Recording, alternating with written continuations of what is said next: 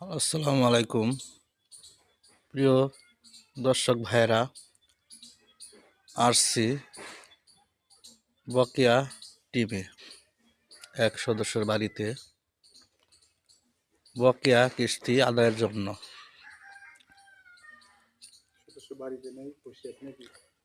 আমাদের manager sir আসছে বকেয়া টাকা আদায়ের জন্য সদস্যের বাড়িতে। যেটা সদস্যর ঘর, কিন্তু সদস্য বাড়িতে নেই, শুধু আমরাই আছি, আর কেউ নেই। সদস্য হয়তো আশেপাশে আছে, তার জন্য আমরা অপেক্ষা করতেছি।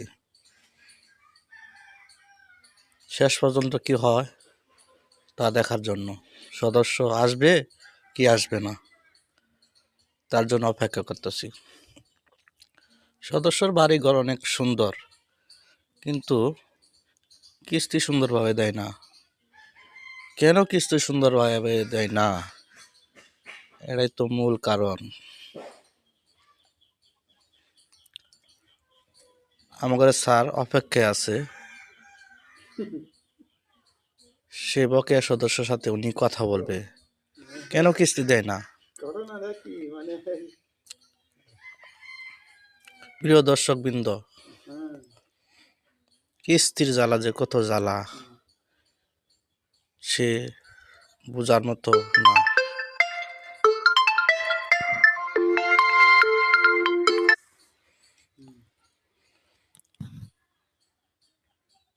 এই হচ্ছে আমি।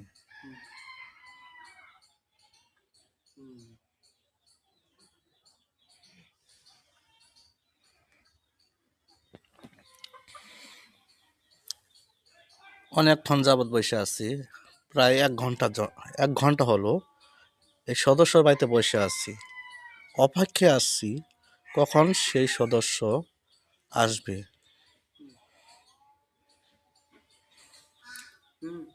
এত সুন্দর বাড়ি, এত সুন্দর ঘর, মানুষও সুন্দর, কিন্তু কিস্তি সুন্দরভাবে দিতেছে না।